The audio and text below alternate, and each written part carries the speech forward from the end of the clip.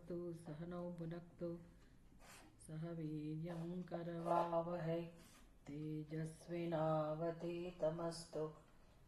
मा विद्विषावहै। ॐ शान्ति शान्ति शान्तिः।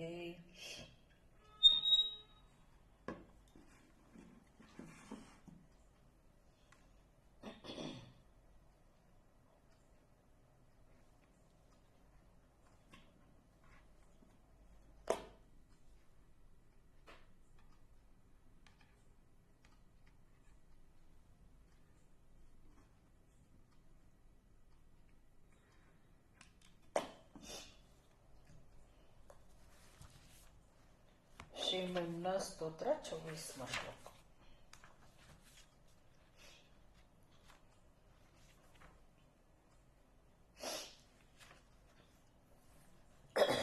तमर्कस्तं सोमस्तमसि पवनस्तं हुतवहः त्वमापस्तं व्योम त्वमुधरणिरात्मा त्वमिति च परिच्छिन्नामेवं त्वयि परिणता बिभ्रतु गिरं न विद्मस्तत्तत्त्वं वयमिह तु यत्त्वं न भवसि। તમે લોકો વારા પરથી બોલો તો જરા આનું ઉચ્ચારણ કરો તો. એટલે જ શીખવો જ આપણે.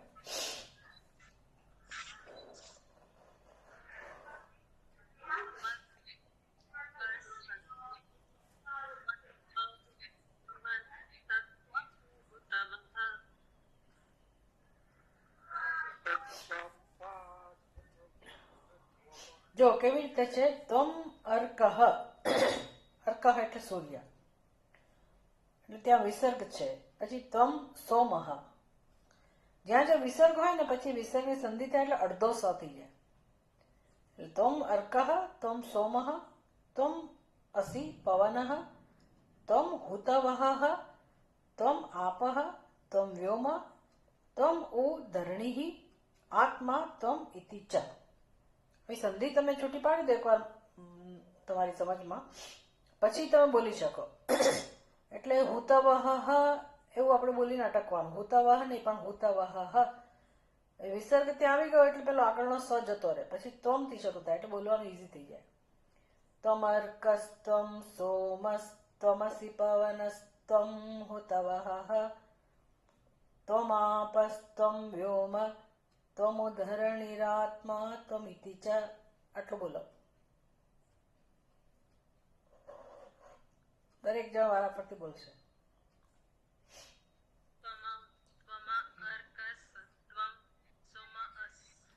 સોમસ્તમસી અડધો સ બોલવાનો છે, બીજું કઈ નહીં, બાકી તોમ તોમ છે.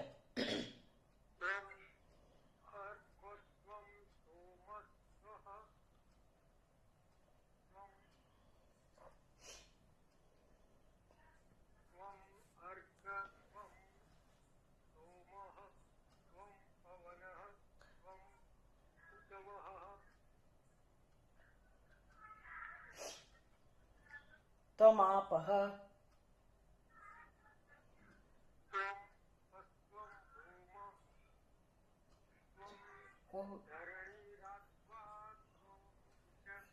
હા, હવે છૂટું પાડ્યા વગર બોલવાનું. ત્વમર્કસ્ત્વમ સોમસ્ત્વમસિ પવનસ્ત્વમ હુતવહઃ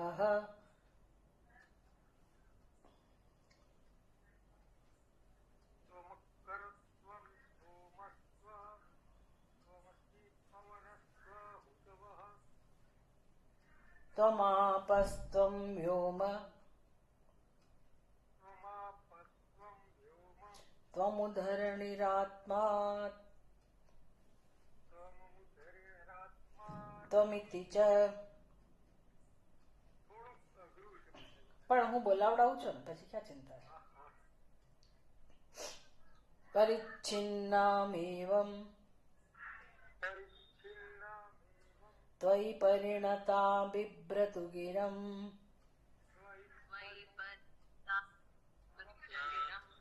ન વિદ્મस्तत्तत्त्वं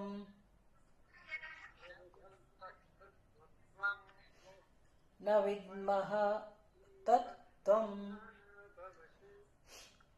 ન વિદ્મસ્તત્તત્ત્વં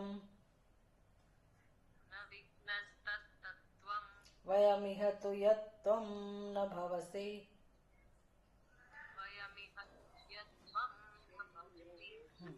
હવે સત્યમ પહેલેથી બોલજે. ત્વમર્કસ્ત્વં સોમઃ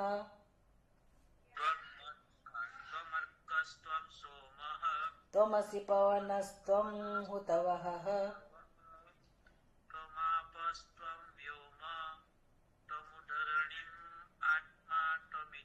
ધરણીરાત્મા ત્વમિતિ ચ. ધરણીમ નહીં બોલવાનું, મ નથી ત્યાં. ત્વમુ ધરણીરાત્મા ત્વમિતિ ચ.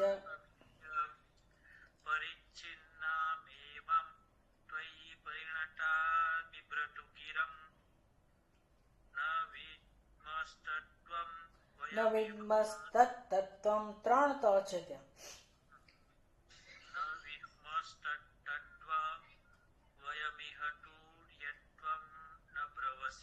ન ભવસી. નિધિ હવે તું બોલ.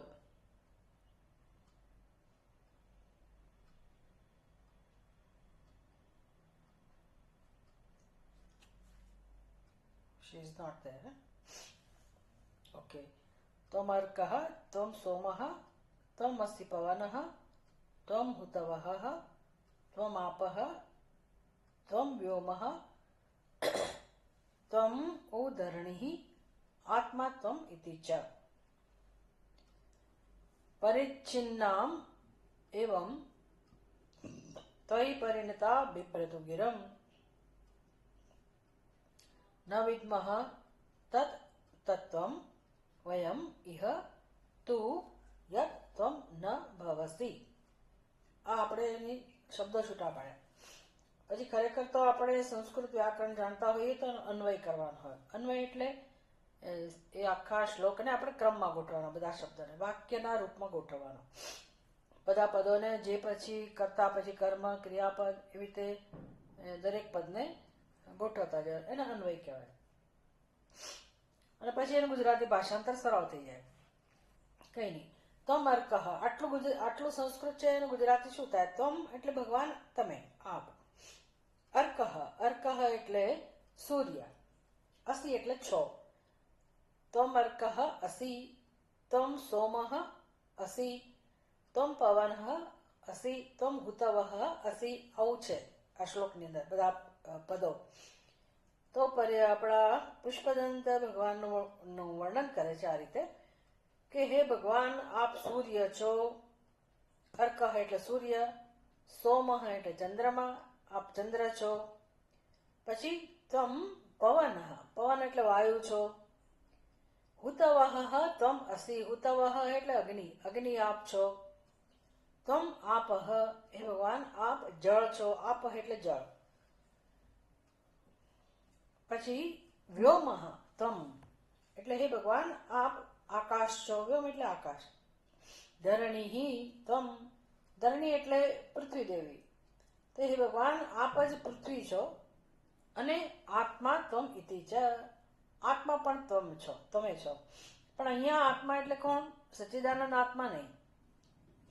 અત્યારે જેટલા જીવો છે બધા જ, એટલે હે ભગવાન જે જીવાત્મા છે એ પણ આપ છો.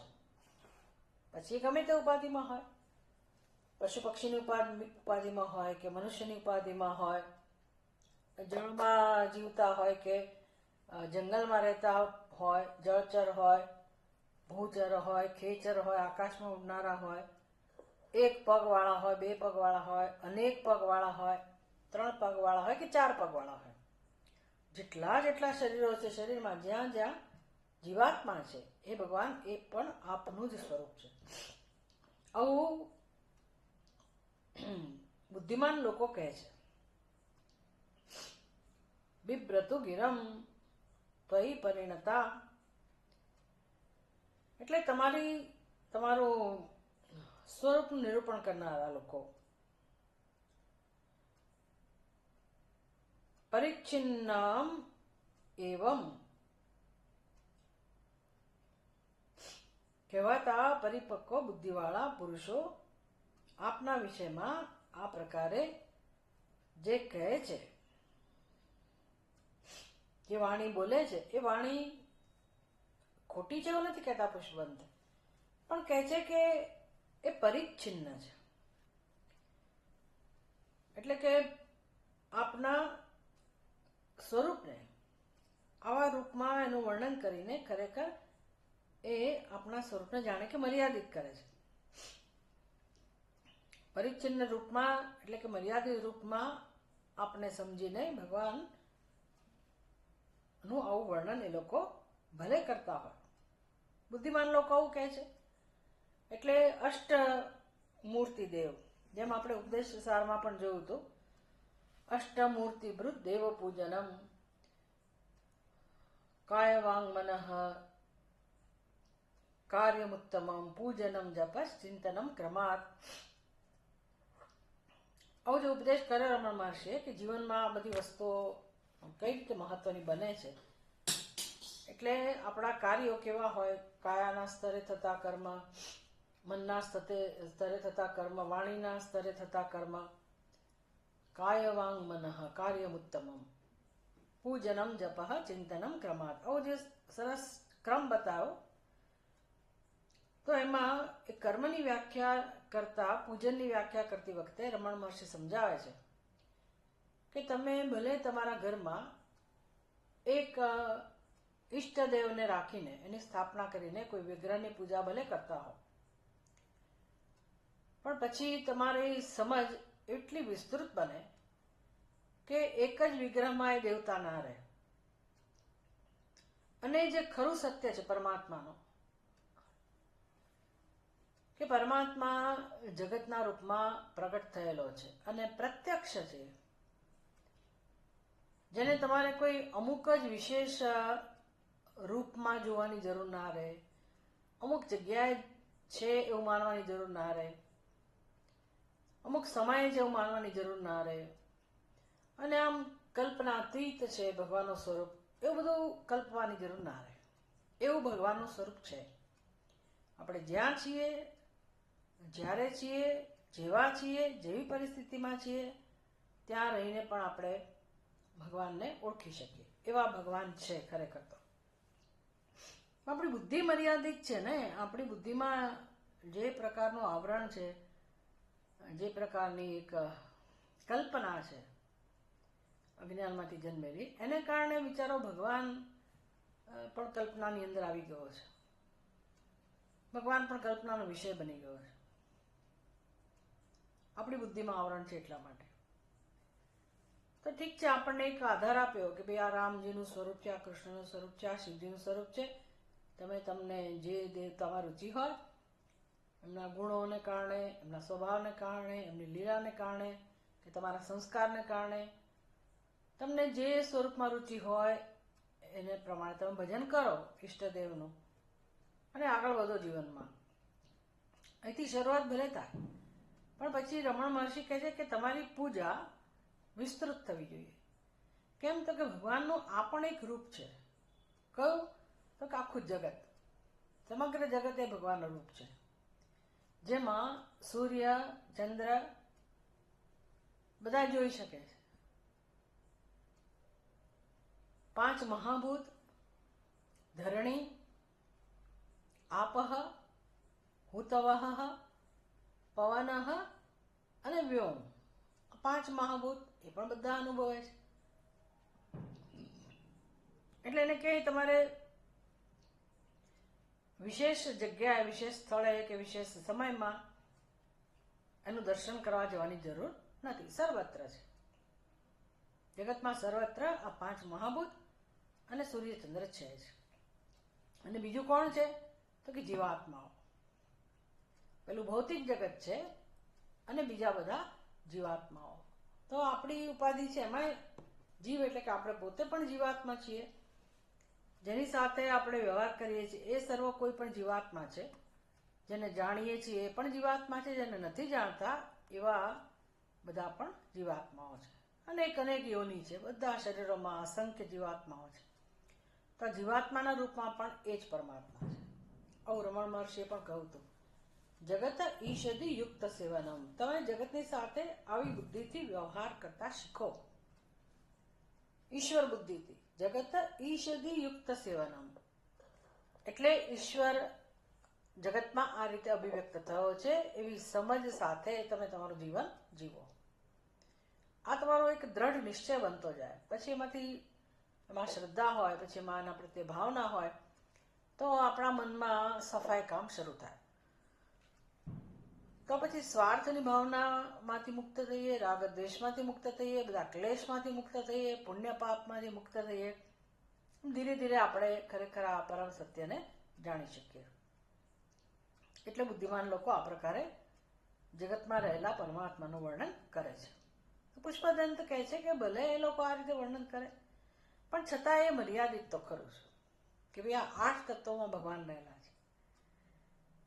પુષ્પદંત કહે છે કે હે ભગવાન, અમે તો આ જગતમાં એકે તત્વ એવું નથી જાણતા કે જે આપ ન હો.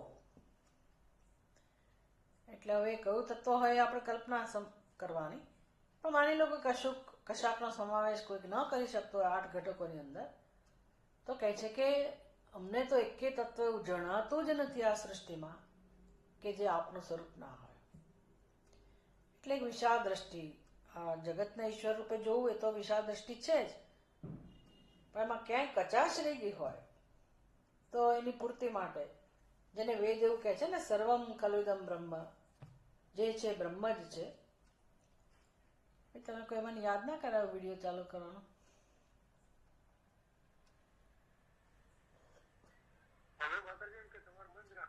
મેં તને કહું તું કે પાણી પીવા પડતો બંધ રાખ. રેકોર્ડિંગ થાય ને એટલે વિચિત્ર લાગે કે ક્યાંથી અવાજ આવે, કોણ બોલી રહ્યા છે. ઓકે. તો પુષ્પદંત કહે છે કે ભગવાન, અમે તો એવું કોઈ તત્વ જાણતા જ નથી જગતમાં કે જે આપ ન હો. એટલે આ વસ્તુ ભલે આપણને સમજાય નહીં, પણ પુષ્પદંત જે ભગવાનના મહાન ભક્ત છે એ આવું કહી રહ્યા છે. જે ખરેખર શિવજીની પૂજા એક મૂર્તિમાં જ કરે છે, નિયમિત કરે છે, પણ એના પ્રેમની પરાકાષ્ઠા જોવાની છે. એ ભલે પૂજા નિયમિત કરતા હોય, આવી રીતે સુગંધિત પુષ્પો, સરસ મજાના સુંદર જુદા જુદા પુષ્પો બગીચામાંથી ચોરી કરીને પણ એને એટલી તો ખબર હશે જ કે આ મારો અધિકાર નથી, પણ ભક્તિને કારણે, ભાવને કારણે એ કાર્ય આવું થઈ ગયું એનાથી. એટલે હવે એ ભક્તિની પરાકાષ્ઠા પ્રગટ થાય છે કે ભગવાન, હું તો કોઈ જાણતો જ નથી કે જે આપ ન હો. એટલે એ ચોક્કસ ભગવાનમય છે, ભગવતમય છે, ભગવાનમય એની બુદ્ધિ છે.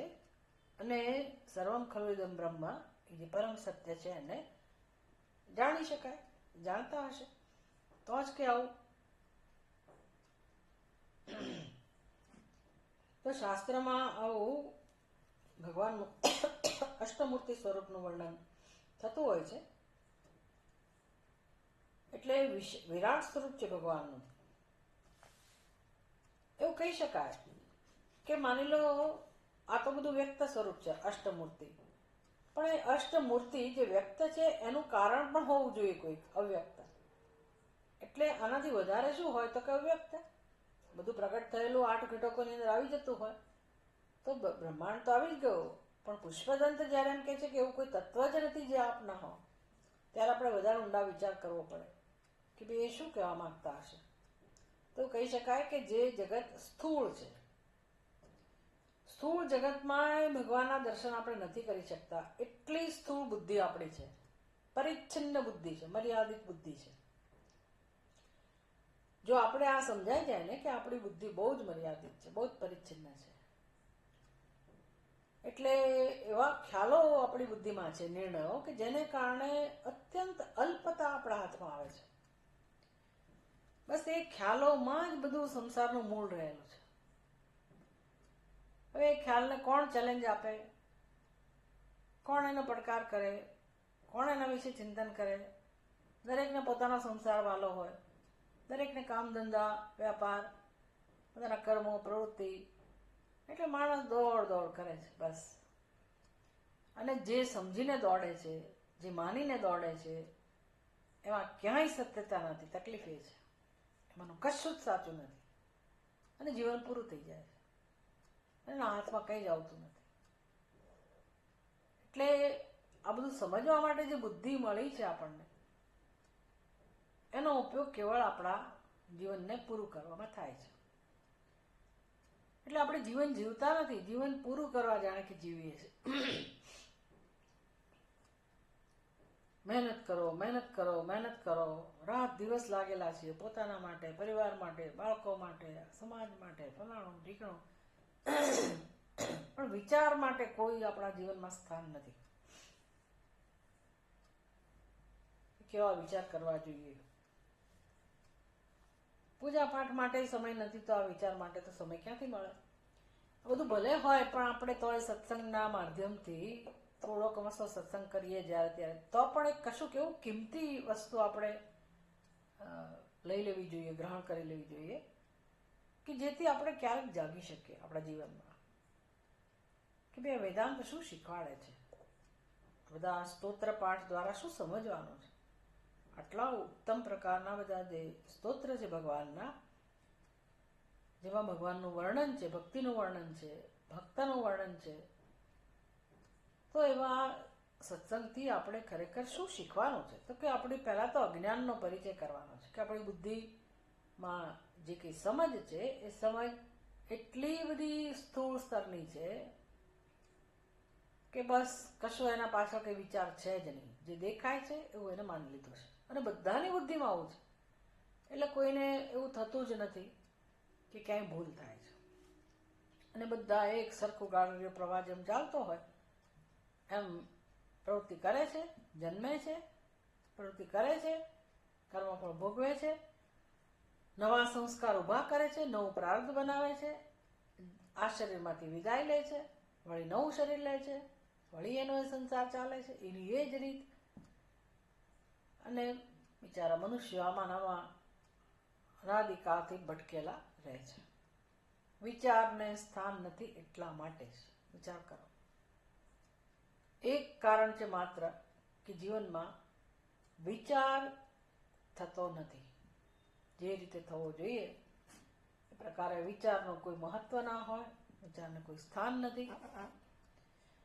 અને વેદાંત શાસ્ત્ર વિચાર કરતા શીખવાડે છે, કારણ કે બુદ્ધિ આપી છે ભાઈ, તમારા જ પાસે છે, તમે જ એનો ઉપયોગ કરો તમારા જ ભલા માટે. જો એ બુદ્ધિનો ઉપયોગ ના કરીએ તો જીવન નકામું છે. એટલે આવી સ્થૂળ બુદ્ધિ જે છે આપણી, કે શરીરને અને આપણા આત્માને કોઈ જ સંબંધ નથી, છતાં પણ એ શરીરને આપણે આત્મા સમજી બેઠેલા છે. એટલે તદ્દન ક્ષુદ્ર સ્વરૂપ આપણને અનુભવાય છે આત્માનું. એને કહેવાય અલ્પતા.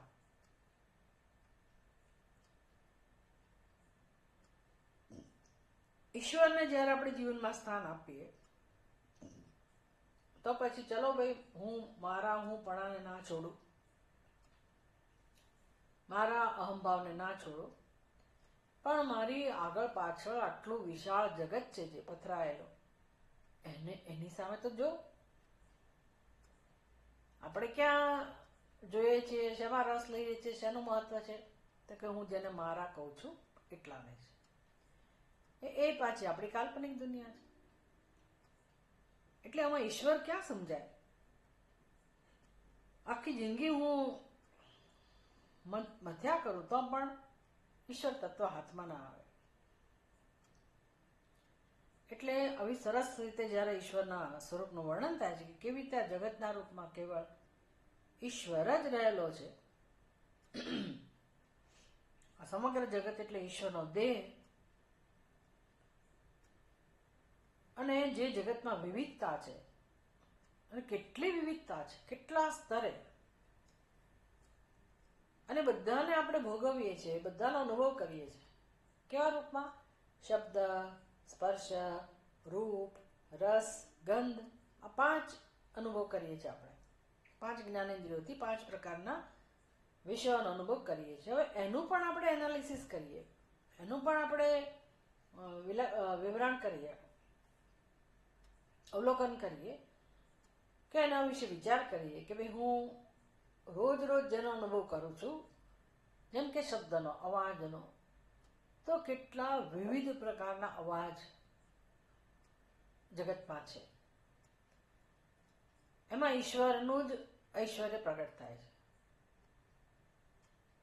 આપણી આજુબાજુ સતત જાત જાતના અવાજો આવતા હોય છે. આપણે ઉત્પન્ન કરીએ સંગીત વગેરે જુદું, પણ કુદરતની અંદર જે બધું સંગીત ચાલી રહ્યું છે, પછી મોરનું ટહુકવાનું હોય, મોરનો ટહુકો હોય, કોયલનો ટહુકો હોય, કે કાગડાનું બોલવાનું હોય, બુલબુલનું બોલવાનું હોય, કે ખિસકોલી એની રીતે અવાજ કરતી હોય. આમ જગતમાં વિવિધ પ્રકારના અવાજો, તેને કહેવાય શબ્દ, સ્પર્શ, જાત જાતના સ્પર્શ, શિયાળો, ઉનાળો, ઠંડી, ગરમી, આ બધા સ્પર્શ એ પણ ઈશ્વરનું સર્જન. એટલે સ્પર્શના માધ્યમથી પણ ઈશ્વરની અનુભૂતિ, શબ્દના અનુભવથી પણ ઈશ્વરની અનુભૂતિ. શબ્દ, સ્પર્શ, રૂપ, કેટલા રૂપ છે પાર વગરના. એને આપણે આંખોથી માણીએ છીએ, જોઈએ છીએ, પણ આપણે કેવી રીતે માણીએ છીએ વસ્તુને? સારું અને ખરાબ, સુંદર અને બેડોળ, આવું કરીને આપણે એને માણીએ છીએ. જેવું છે એવું નથી માણતા. તકલીફ ત્યાં છે. એ આપણી જીવ સૃષ્ટિ છે, ઢાંકી દે છે ઈશ્વર સૃષ્ટિને. એનો અર્થ એવો નહીં કે ઈશ્વરનો અનુભવ કોઈને નથી થતો. ઈશ્વરનો અનુભવ ઈશ્વરનો જ અનુભવ છે ખરેખર, પણ વિકૃત અનુભવ છે આપણી બુદ્ધિના દોષને કારણે, અજ્ઞાનને કારણે. એટલે આવું જ્યારે ઈશ્વર તત્વ છે તો કેમ એને ના ઓળખીએ? શું કામ આપણે ના ઓળખી શકીએ? શું કામ આપણે એના માટે પ્રયત્ન નથી કરતા? કેમ આપણને એમાં રસ નથી પડતો? એટલા માટે ભક્ત બનવાનું છે. ભક્ત એને કહેવાય કે જેને આવા ઈશ્વર તત્વમાં રસ છે.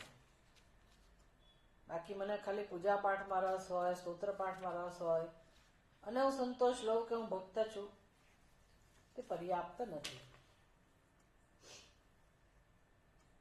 એટલે આ બધા સ્તોત્ર પાઠ એના માટે છે. અને આ સાકાર ઈશ્વર કો, સગુણ ઈશ્વર કો, એનું આ અનુસંધાન થવું, એનું દર્શન થવું, એનું ચિંતન થવું, એનું મનન થવું. પણ પછી હજી આપણી બુદ્ધિએ આગળ વધવાનું છે કે ભાઈ આ સ્થૂળ જગતમાં હું જેનો અનુભવ કરું છું એ દરેકે દરેક વસ્તુ ઉત્પન્ન થયેલી છે, સર્જાયેલી છે, એટલે કે કાર્ય છે. તો નિયમ એવો છે, આપણે જાણીએ છીએ કે દરેક કાર્યનું કારણ હોય જ, કશાકમાંથી ઉત્પન્ન થયું હોય. અને કારણને ધ્યાનમાં રાખીને જ આપણે કાર્યને મહત્વ આપીએ છીએ. કે ભાઈ બંગડી ખરીદવા જાય બહેનો, તો એને સોનાની બંગડી લેવી હોય તો ચોક્કસ એ ખાતરી કરશે કે ભાઈ સોનાની જ મળે છે કે નહીં, શુદ્ધ સોનું છે કે નહીં, શેની બનેલી છે, આ કાપડ ખરીદવું છે તો એ કયું મટીરિયલ છે. આમ એના કારણમાં આપણે જઈએ જ છીએ, પછી ક્વોલિટી નક્કી કરીએ અને પછી આપણે ખરીદીએ. એટલે કારણને જાણ્યા વગર આપણે કોઈ વ્યવહાર નથી કરતા. તો જ્યારે આપણી આ સમજ છે જ, આપણી આદતો છે તો એનો ઉપયોગ ઈશ્વરને જાણવા માટે કરી શકાય કે આ જગત કાર્ય છે તો એનું કારણ કેવું હોવું જોઈએ, અથવા કારણ હોવું જ જોઈએ. તો શાસ્ત્ર કહે છે ભાઈ આ દરેકનું કારણ છે પણ દેખાતું નથી. તો નથી દેખાતું અને જે હોય એને જ કારણ કહેવાય. તો પછી પુષ્પદંત કહે છે કે ભગવાન આ 8 તત્વોમાં જે વર્ણન થયું એ તો કાર્યના રૂપમાં થયું. સ્થૂળ ઘટકો જે દેખાય છે એનું વર્ણન થયું, તો એ તો આપ છો એ તો સમજી શકાય. પણ આ સ્થૂળનું જે કારણ સૂક્ષ્મ છે, ભગવાન એ પણ આપ જ છો, આવો અર્થ પણ કરી શકાય. એટલે કે નિરાકાર, નિર્ગુણ, નિર્ગુણ અને નિરાકાર. એટલે પછી કારણ જે છે એ ભલે નિરાકાર હોય એમાં ગુણ તો છે, સગુણ અને નિરાકાર, એ પણ આપ હોવા જોઈએ.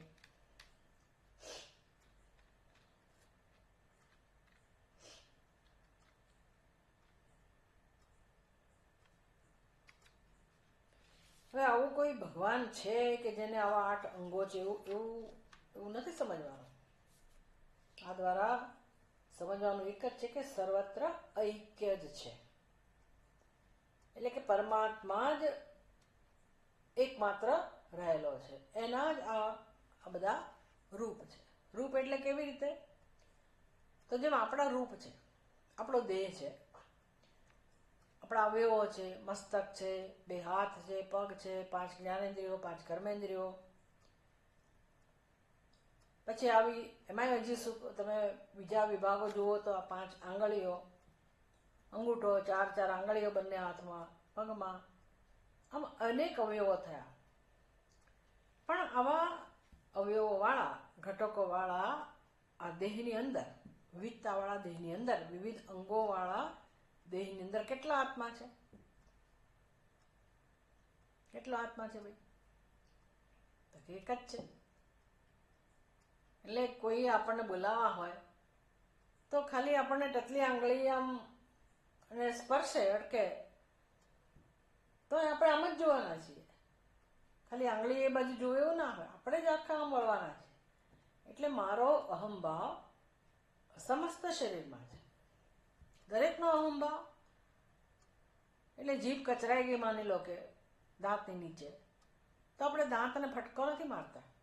કેમ? તો કે જીભે હું જ છું, દાંતે હું જ છું. સર્વત્ર અહંભાવ છે, એને કે ઐક્ય. એમાં આખા બ્રહ્માંડમાં એક જ ચૈતન્ય સર્વત્ર છે. એ સમજાવવા માટે વર્ણન થયું. એટલે જેમ આપણું મસ્તક છે, એમ ભગવાનનું પણ મસ્તક છે. તો મસ્તકના રૂપમાં કોણ છે? તો સ્વર્ગ જેનું મસ્તક છે. પુરુષ સૂક્તની અંદર આવું બધું વર્ણન આવે. આપણા નેત્રો છે, તો ભગવાનના નેત્રો કોને કહેવા? સૂર્યચંદ્ર નેત્રો છે. ભગવાનના ચરણ કોણ છે? કે પૃથ્વી. ભગવાનનું ઉદર કોણ છે? તો કે આ સમુદ્ર. ભગવાનનું ધડ કોણ છે? તો કે આ આખું અંતરિક્ષ. ભગવાનના કાન કયા છે? તો કે દિશાઓ. એમ આખું એક રૂપ નક્કી કરવામાં કે ઈશ્વર આવો છે. કેમ કે આપણે આપણી ઉપાધિને આધારે ભગવાનની કલ્પના કરીએ તો ભગવાનનો પણ જાણે કે આવો દેહ છે. પણ આવા વર્ણન દ્વારા સમજવાનું શું છે? તો કે જેમ આ ઉપાધિમાં, આપણી ઉપાધિમાં અનેકતા, વિવિધતા હોવા છતાં પણ, ભેદ જણાતા હોવા છતાં પણ સમગ્ર દેહમાં એક જ આત્મા છે. એટલે કે આ આંગળી ને આ આંગળી વચ્ચે કોઈ ભેદ નથી. દેખીતો ભેદ છે, બધા અવયવોમાં ભેદ છે, છતાંય સર્વત્ર અવયવોમાં ઓતપ્રોત કોણ છે? તો આપણે બહુ સારી રીતે જાણીએ છીએ કે ભાઈ આ ટકલી આંગળી એટલે પણ હું. નખથી માથાના વાળ સુધી સમગ્ર ઉપાધિમાં આપણે રહેલા છીએ. અને ક્યાંય કોઈ માટે રાગ દ્વેષ નથી, સમત્વ છે. એવી રીતે આવું તત્વ રહેલું છે. સત્ય આ છે એમ આપણી બુદ્ધિને ધીરે ધીરે શીખવાડે છે કે ભાઈ સત્ય આવું છે. અને આપણી બુદ્ધિમાં જે ખ્યાલ છે સત્યથી વિપરીત છે, અને માટે સંસાર છે, માટે દુઃખ છે, માટે બંધન છે. તો હવે પરમાત્મા જો આવો જ હોય, સર્વત્ર હોય, સર્વનો આત્મા હોય, તો હું એનાથી વંચિત કેમ રહું છું? મારા જીવનમાં કેમ ભેદ બુદ્ધિ છે? કેમ પરમાત્મા જુદો જણાય છે અને બીજા બધા પણ મને જુદા જણાય છે? એનું કારણ એક જ હોવું જોઈએ કે મારી બુદ્ધિમાં જે કંઈ ખ્યાલ છે એ કલ્પના છે, અધ્યારોપ છે.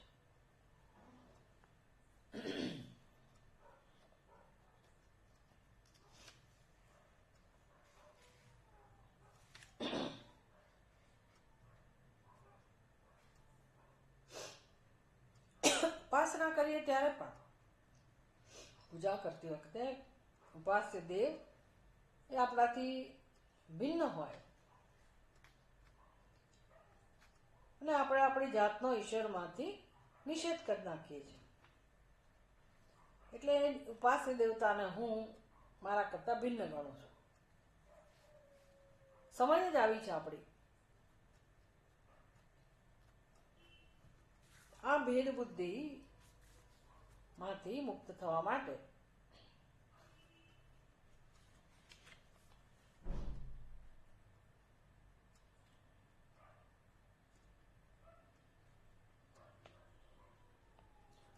સ્તોત્રકાર એટલે કે પુષ્પદંત ઉપાસના કરનારાઓને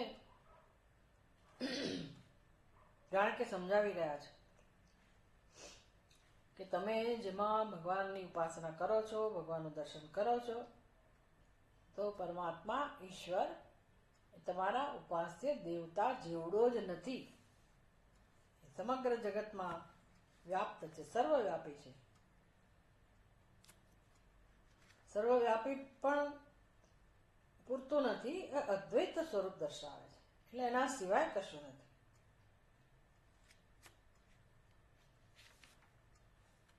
જેમ છે ને આપણી દ્રષ્ટિ બંગડી ઉપર હોય, બુટ્ટી ઉપર હોય, એમ ઘરેણા ઉપર હોય, અલંકાર ઉપર હોય, તો એને સ્થૂળ દ્રષ્ટિ કહેવાય. સ્થૂળ દ્રષ્ટિ એટલે આકાર જેવો દેખાય છે એને સાચો માની લેવાનો. એટલે બંગડી નો આકાર એ આકારવાળી વસ્તુને બંગડી કહેવાય. બસ બંગડીથી આગળ આપણી બુદ્ધિ ના ચાલે. બંગડી સુધી અટકી જાય, બુટ્ટી સુધી અટકી જાય, ચેન સુધી અટકી જાય. એટલે હવે બંગડીનો આકાર જુદો, બુટ્ટીનો આકાર જુદો, પેલા ચેનનો આકાર જુદો, નામ જુદા, એનું સ્થાન જુદું, ઉપયોગ જુદો.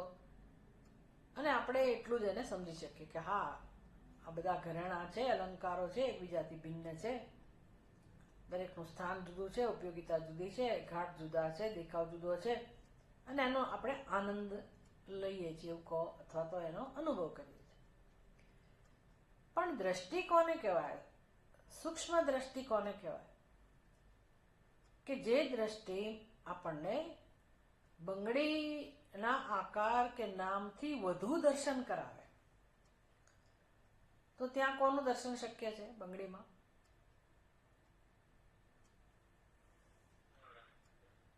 બંગડીમાં કોનું દર્શન છે? જો સોનાની બંગડી હોય તો બંગડી નામરૂપ કરતા પણ વધારે સત્ય એનું સુવર્ણ છે. પછી બુટ્ટીમાં તો કે એનું સત્ય પણ સુવર્ણ, ચેન તો કે એનું સત્ય પણ સુવર્ણ. આમ સુવર્ણ સુધી જ્યારે આપણી દ્રષ્ટિ પહોંચે, સમજ પહોંચે, તો બંગડી માત્ર દેખાય, પણ બંગડીમાં સર્વત્ર સુવર્ણ પણ દેખાય. એને કહેવાય પૂર્ણ જ્ઞાન.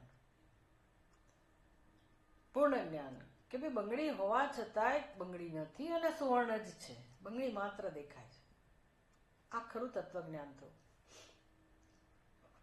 એને કહે સોનું સત્ય અને ઘરેણું કે અલંકાર મિથ્યા. મિથ્યા એટલે જો તમે ફેંકી ના શકો, બંગડીને ફેંકવાની જરૂરી નથી. બંગડીને સમજવાની છે કે બંગડી જેને કહીએ છીએ ત્યાં ખરેખર સુવર્ણ જ છે. બુટ્ટી જેને કહીએ છીએ, ચેન જેને કહીએ છીએ, ત્યાં કેવળ સોનું જ છે. તો એનો અર્થ કે ભલે અલંકારો જુદા જણાતા હોય, પણ ત્યાં સત્ય એક જ છે, અને એ છે સુવર્ણ. એને કે એક અને અદ્વિતીય. એવી જ રીતે મારામાં, તમારામાં, સર્વત્ર જળમાં, ચેતનમાં કોણ રહેલું છે? સત, ચિત્ત અને આનંદ સ્વરૂપ આત્મા. આ શબ્દો નથી, કારણ કે આત્માનો અનુભવ બધાને છે. તો સચ્ચિદાનંદ સ્વરૂપ આત્માની અનુભૂતિ જો આપણે કરતા શીખીએ, કારણ કે એ તો આપણે એના માલિક છીએ, કેમ એની અનુભૂતિ ના કરી શકીએ? ખરેખર એની જ અનુભૂતિ શક્ય છે, બીજાની અનુભૂતિ જ શક્ય નથી. ધ્યાન જ દોરવાનું છે. મારી બુદ્ધિમાં મારે આ શીખવાનું છે. મારી બુદ્ધિને એના તરફ વાળવાની છે. મારું ધ્યાન એ તરફ લઈ જવાનું કે જો ભાઈ આ પોતાની નામરૂપમાં, પોતાની ઉપાધિમાં પણ ખરેખર મૂળમાં કોણ છે. એટલે શરીરની અંદર ચૈતન્ય છે એવું નથી કહેવાની, એવું જ્ઞાન નથી પ્રાપ્ત કરવાનું કે દરેક ઉપાધિમાં ચૈતન્ય છે, જીવાત્મા છે, એ બ્રહ્મ સ્વરૂપ છે, એવું જ્ઞાન નથી પ્રાપ્ત કરવાનું.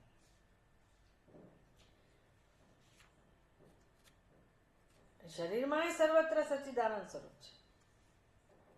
શરીરની અંદર એક જીવાત્મા છે હૃદયમાં, અને એ ચૈતન્ય છે, અને એ જીવ છે, ને એ બ્રહ્મ છે, એવું નથી આજ્ઞા. જેને હું શરીર કહું છું એ પણ બ્રહ્મ છે. શરીરમાં બ્રહ્મ છે એવું નહીં. શરીર નથી ત્યાંય બ્રહ્મ છે, શરીર છે ત્યાંય બ્રહ્મ છે. પણ જે છે એ બ્રહ્મ જ છે, કારણ કે એ છે અર્થાત હોવું એ બ્રહ્મનો સ્વભાવ છે.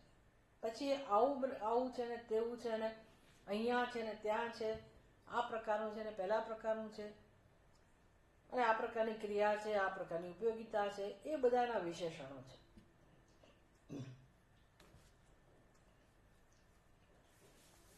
આવું સત્ય છે, અને એ આપણું સત્ય છે.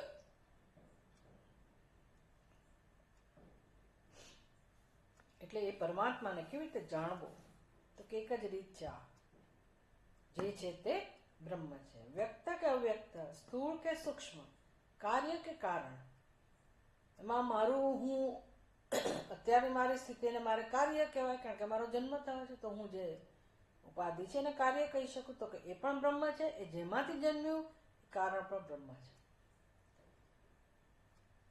તો બ્રહ્મ કારણ અને કાર્ય રૂપમાં જણાય છે. ખરેખર કોઈ કાર્ય પણ નથી, કોઈ કારણ પણ નથી. ધીરે ધીરે ધીરે આપણને સ્પષ્ટતા થતી જાય.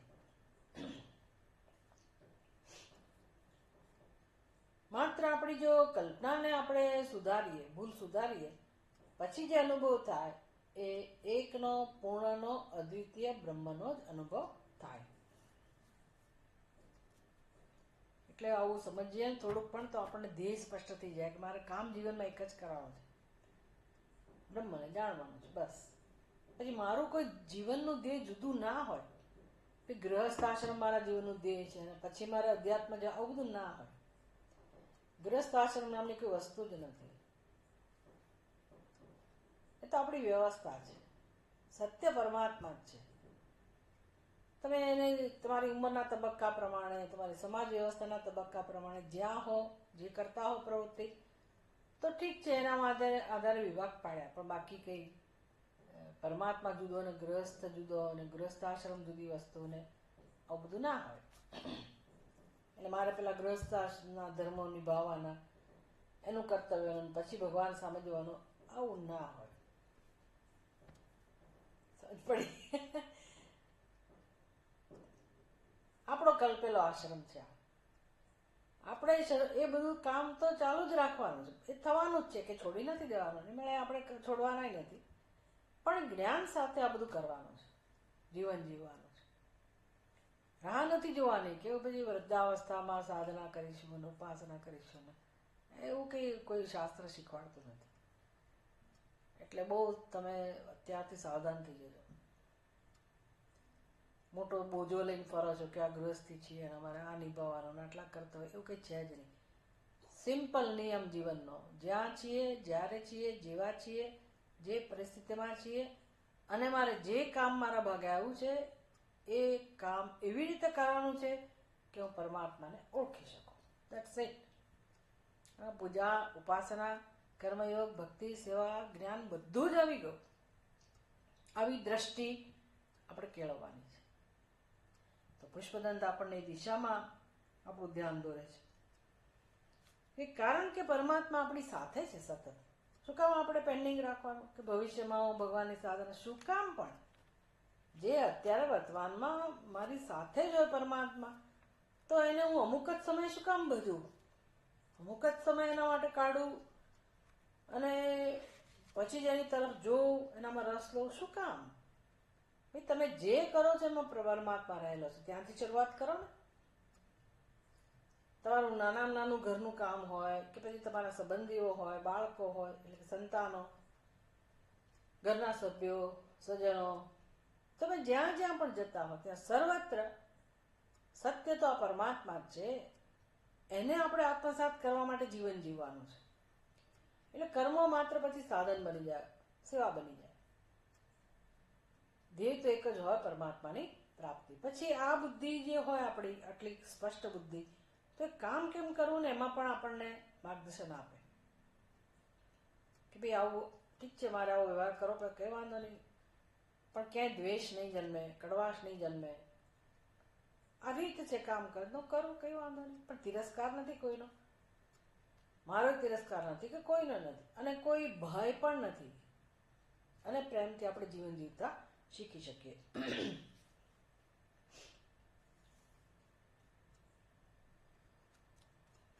એટલે જીવનમાં એક તબક્કો એવો આવે કે ભાઈ વાસુદેવ સર્વમ, જે છે ઈશ્વર છે, એની ઉપાસના હવે આપણે શરૂ કરીએ.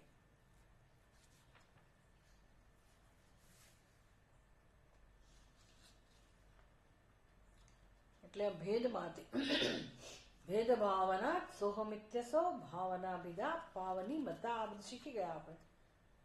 અજ્ઞાનને કારણે ભેદ બુદ્ધિ છે, પણ એને જીવનનો પાયો ના બનાવીએ. અને આ અદ્વૈતની ભાવના, એક જ તત્વ, એક જ પરમાત્મા સર્વત્ર રહેલો છે, તો હું એને મારા જીવનનું ધ્યેય બનાવું. એટલે કે હું એને જાણવા માટે જીવન જીવું, અને મારો વ્યવહાર, મારી પ્રવૃત્તિ, મારા કર્મો એને જાણવા માટેનું સાધન છે. ન જણાય ત્યાં સુધી હું એની સેવા કરું છું, એ ભાવનાથી કર્મો કરું, જીવન જીવું. ઓ સુંદર અને સરળ ઉપદેશ આપણને આ શ્લોકમાંથી પ્રાપ્ત થાય છે. એક શ્લોક એક દિવસનો પૂરતો છે. હવે તમારા માટે કશું, તમારે કંઈ બોલવું હોય તો, તમારે કંઈ સમજવું હોય તો.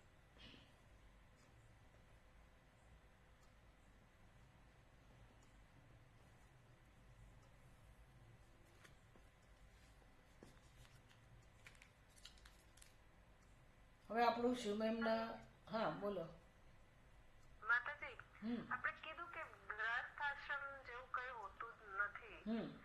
તો હવે અત્યારે આ સમયમાં તો આપણે એમાં જ છે, ફેમિલી, ઓફિસ, પછી છોકરા, બાળકો ને એ બધાનો ઉછેર હોય, તો એ નથી એવું કઈ રીતે કહી શકાય? એટલે એ એક વ્યવસ્થા છે, કેવી કરવી?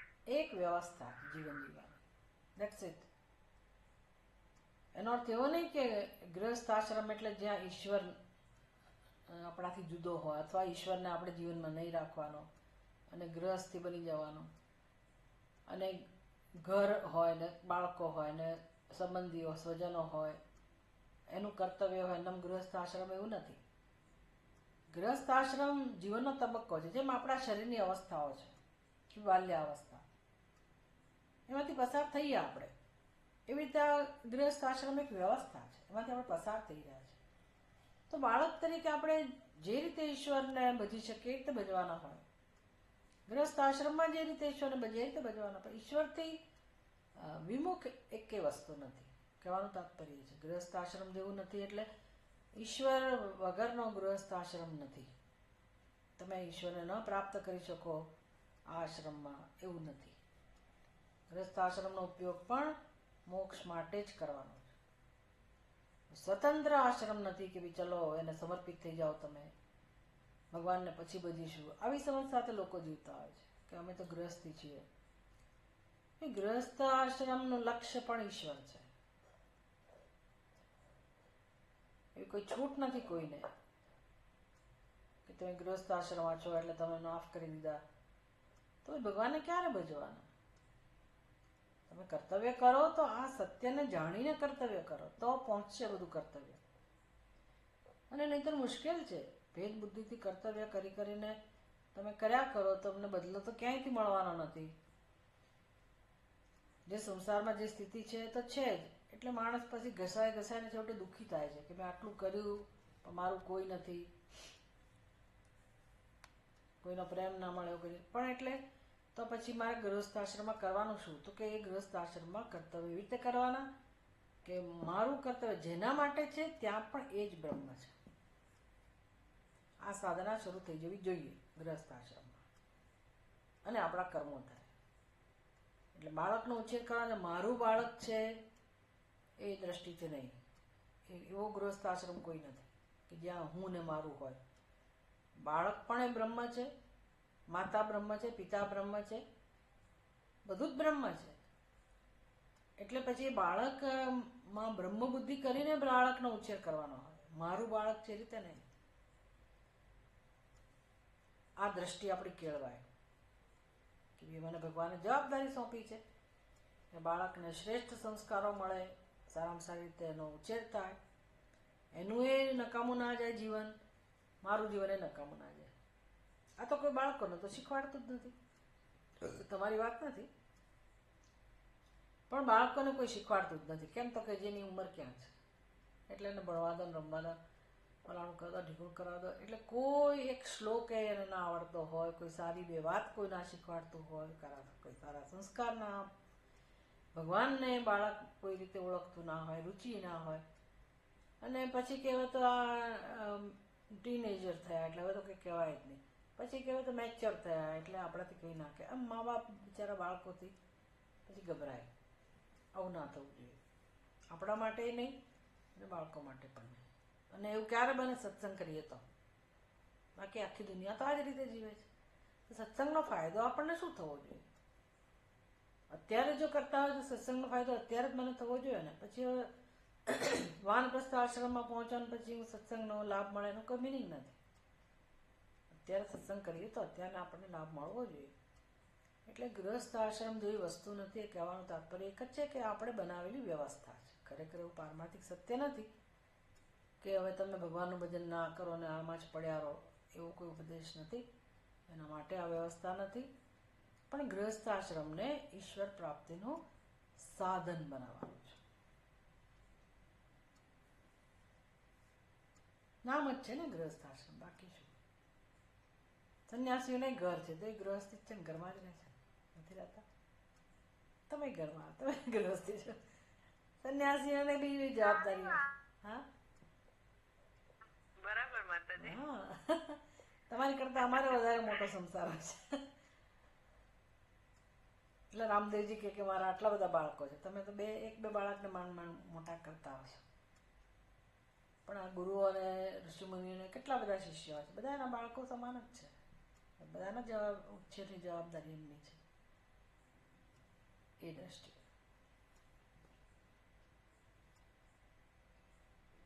સત્યમ બરાબર છે. વિરેનભાઈ શું લાગે છે? વાત બરાબર છે કે નહીં?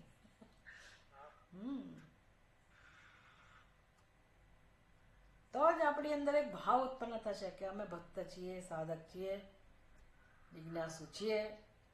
નહીંતર પછી અમે સંસારી છીએ, અમે પ્રયત્ન કરીએ છીએ કે આ દિશામાં જઈએ. નો, આપણે કોઈ એવું લેબલ નથી લગાવવું કે અમે ગૃહસ્થ છીએ. અમે મુમુક્ષુ છીએ, સાધક છીએ, ભગવાનની કૃપા છે, સત્સંગ કરીએ છીએ, સમજવા મળે છે અને મારું જીવન પ્રેમથી જીવીએ છીએ.